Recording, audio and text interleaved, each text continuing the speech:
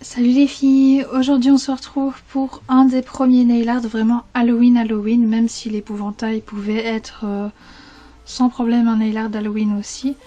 Aujourd'hui on va vraiment commencer la vraie de vraie, playlist entre guillemets Halloween. Donc pour ça je vais prendre de la peinture blanche et un pinceau fin parce qu'on va venir réaliser une toile. Donc je vais venir faire un premier trait assez long parce que ça c'est le trait qui va justement servir à l'araignée.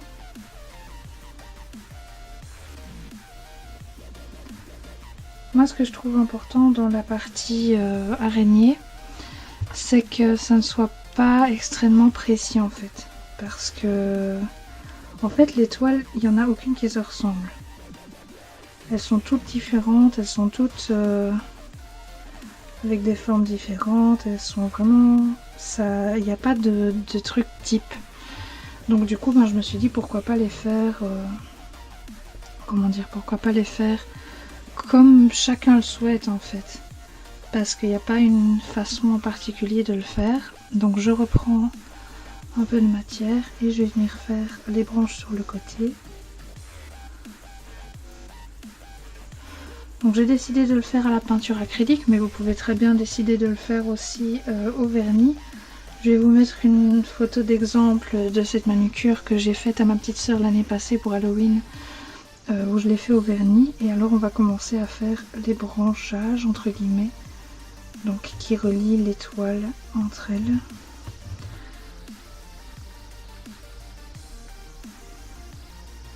Voilà.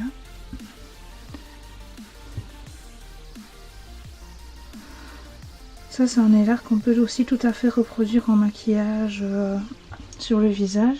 C'est quelque chose que je faisais assez souvent quand j'étais petite. Je me faisais une toile d'araignée avec de l'eyeliner.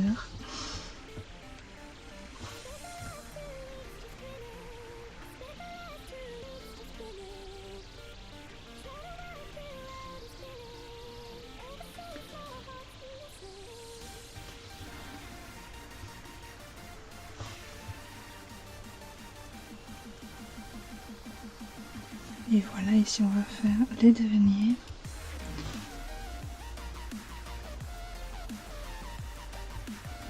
Et on va maintenant pouvoir faire notre araignée.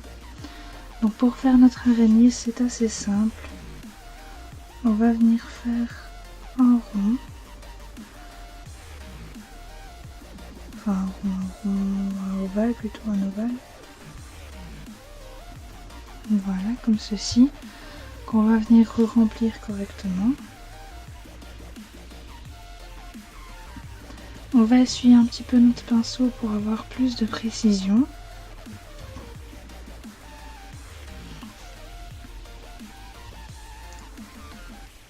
Et on va venir faire ses pattes.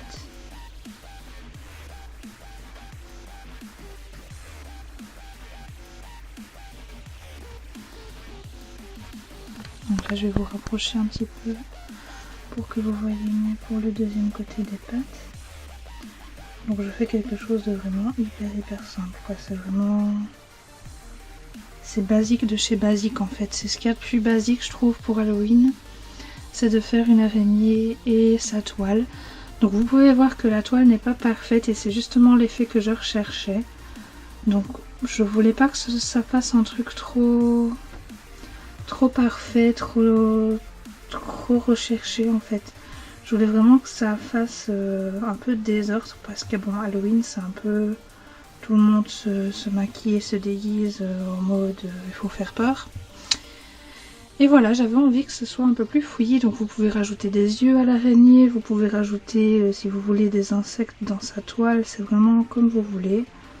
Moi ici je repasse juste un petit peu au niveau des endroits où il n'y a pas trop de couleurs pour faire un peu plus de couleurs.